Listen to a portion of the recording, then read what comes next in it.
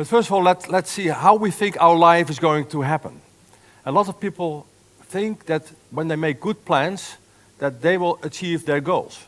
And they think that this is the world how it is. And unfortunately, some people can only be happy in that world. But the fact is that the world is completely different. This is how the world really looks like.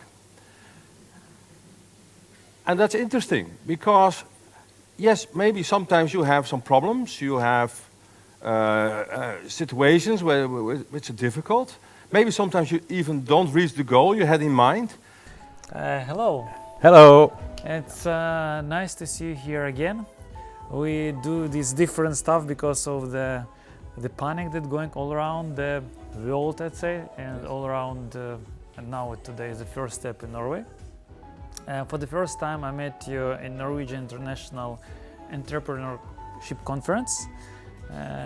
You've been talking about the failures, and that is a really interesting topic, especially for the entrepreneurs, for the startups, and the people who want to start the business, and they're always thinking about the failures. And you're a professor, you're the mastermind of the failures. Well, yeah, thank you for giving me the opportunity to talk about my masterpiece, no, my hobby, my life. Actually, I'm the CFO, I'm the Chief Failure Officer of the Institute of Brilliant Failures. And what I try to do with my work is to help people understand that life is complex. Life is what it is, and life is full of highlights, but sometimes also life is offering us things that don't work the way we hoped it would work, and that's what we call failures. And the first thing is that I think it's very important that people accept that that's the case, and that doesn't mean that you are not a good person or you are stupid or whatever. It's very important to realize that only people who try something also have the risk of failing.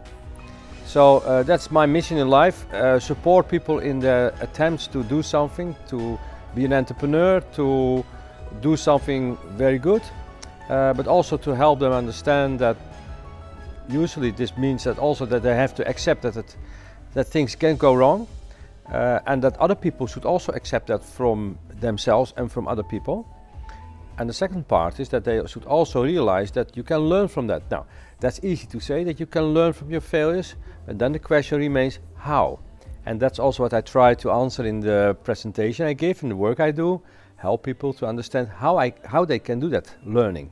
Do you have any, I would say, formula? How many times person have, how many failures he or she has to have in order to succeed? Yeah, funny enough, there is a recent article written that tells us a little bit about the statistics of failure. In general, you can say, for instance, if you look at startups, more than 90% fail. If you look at relationships, how many people are married with their first love and also keep married until they die? That's a very small minority. Actually, funny enough, I belong to such a minority.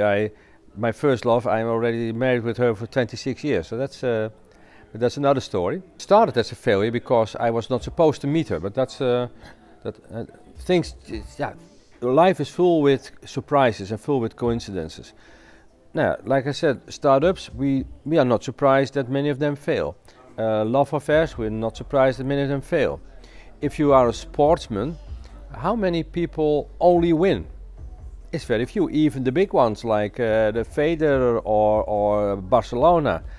If you look at the statistics, quite often they lose a match. But the point is, they learn from their losses, and that's make them stronger. So that's a fact. Now, what I said, there is something done recently, and it has been written in an article in Nature. It's a very prestigious journal, and they have proven that if you fail fast enough after each other, and you can show that your next failure has learned from the previous failure, then you have a high probability that at the end of the day you will become successful. So learn from the previous failures and don't wait too long with trying again, having a new attempt. And if you do that, then you have a high probability of failing. And funny enough, they did this research in various areas. They did this with people who were looking for startup funding. They looked at people who wanted to have financial support for research projects, and they looked at terrorists.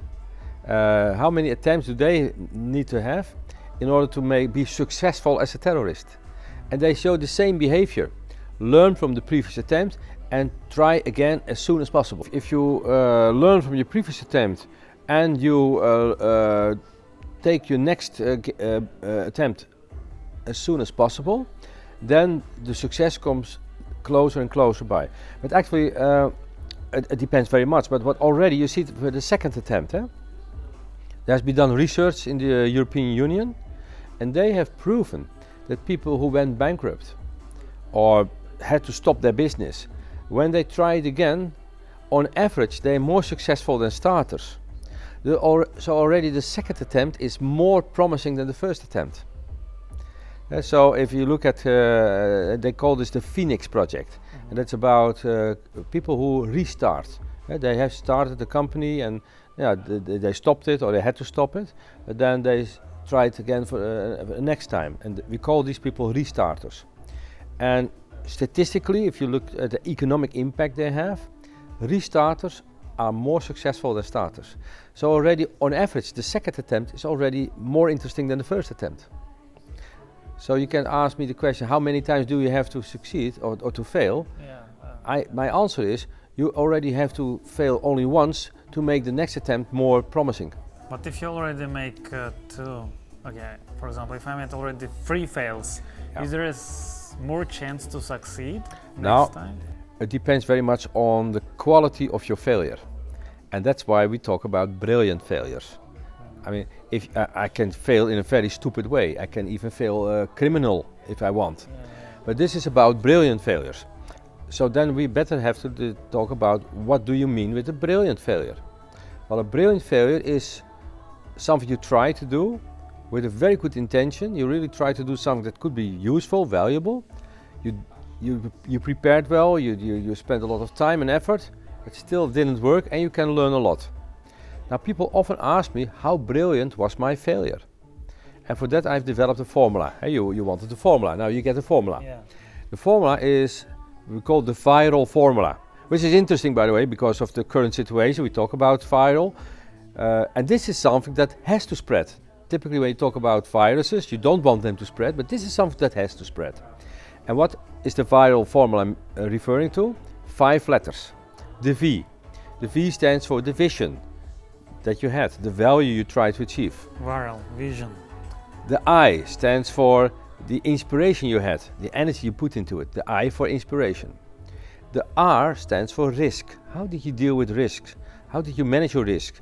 And that doesn't mean that you have to reduce the risk or make the risk zero. It's about, did I have the right balance between what I tried to achieve and the risk I was prepared to take? So if you want to achieve something small, don't risk your life. If you can save the planet, you can allow yourself to take a little bit more risk. The A is for approach. Did you prepare? Did you collaborate? Did you make use of best practices? That's the A. And the last letter of the viral formula is the L, and the L stands for learning. Lessons learned. Did you learn something, and are you able to apply those learnings, and are you able to share, and are you willing to share those lessons with other people? Now, if you score on all of these 5 dimensions, VIRAL, value, inspiration, risk, approach, and lessons learned, then you have a brilliant failure. And that's something to be proud of, and it's something to be appreciated for and to be admired for. And that's something that has to spread. That's the viral part. That's the formula, that's your formula that you're using for the viral. That's why you wrote a book about this even. Yeah, I wrote a book. It's called The Institute of Brilliant Failures. Advertisement, you can buy it on Amazon. All right, we will put the link so you can have... End of the advertisement. But the book is about the 2 things I mentioned. First, how do we create an environment where people are allowed to take risks that might even lead to failure, where people are allowed and appreciated to talk about the failure, and on the other hand they have the tools, the language to do the learning from the failure. Because if there's at the end of the day no learning at all, then the climate will also become less positive, because we already have seen the cost of failure, but we didn't see the value of failure. And the value of failure is particularly in the learning.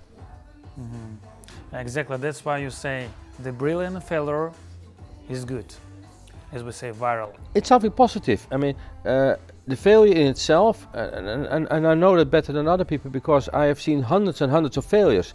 If something goes wrong, people give me a call, Paul, we have another failure for you. So that's now a little bit my destiny, my reputation. So I know how it hurts to fail.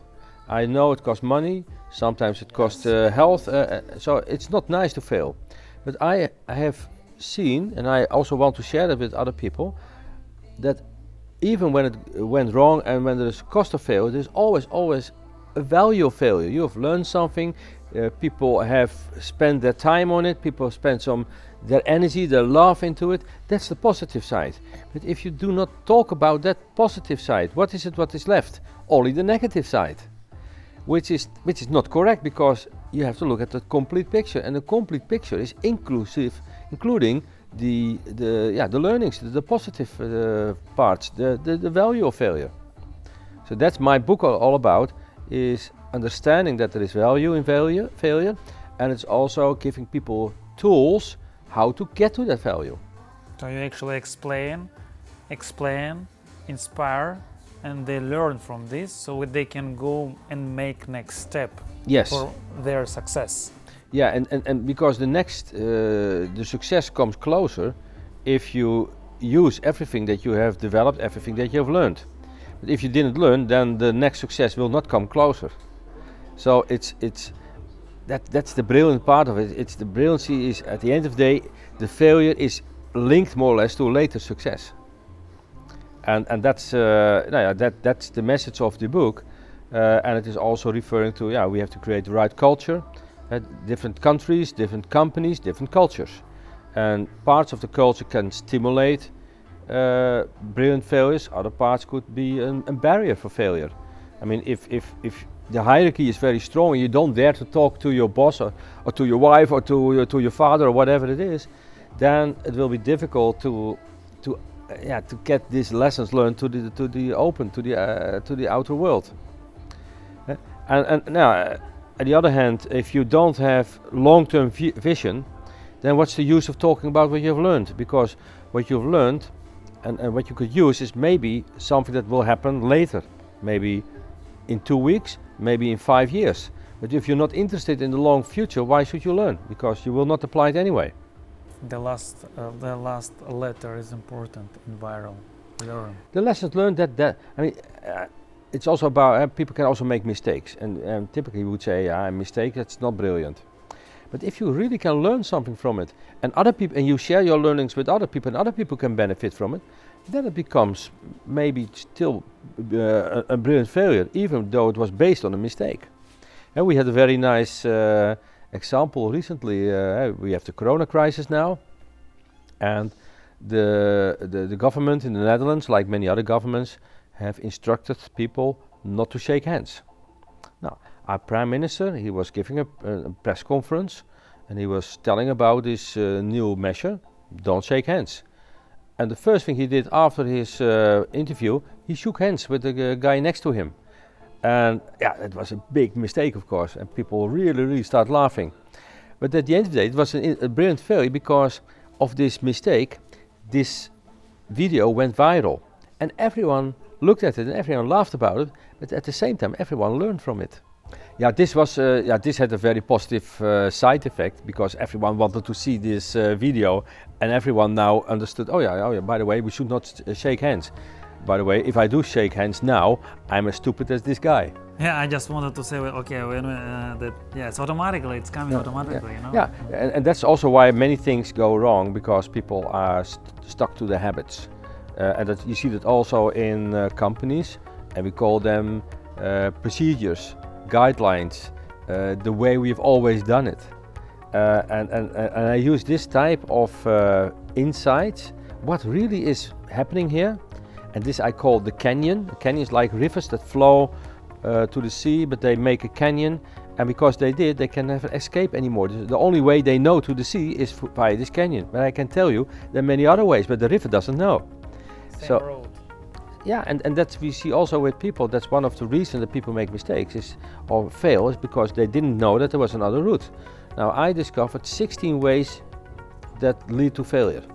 And if you really understand these 16 ways of failure, you will be able to learn before you do something because you can already imagine what could happen. You'll learn while you're doing. When something happens, you immediately recognize it. And you can do the learning after you've been doing, because when you reflect, you better understand what actually was the essence of what went wrong.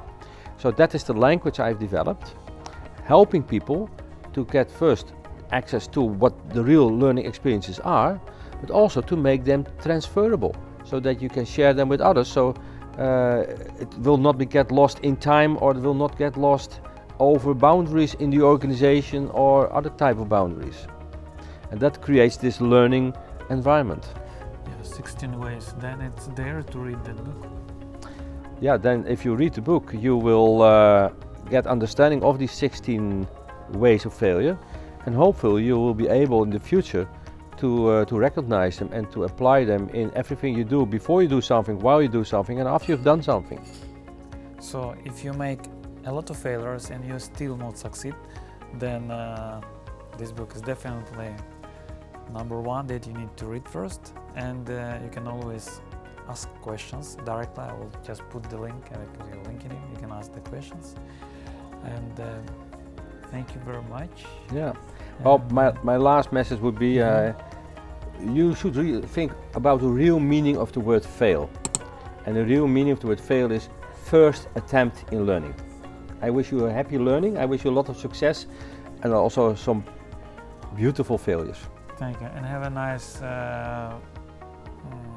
travel.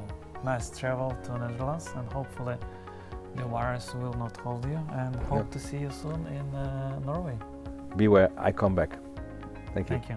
Thank you very much. Mhm.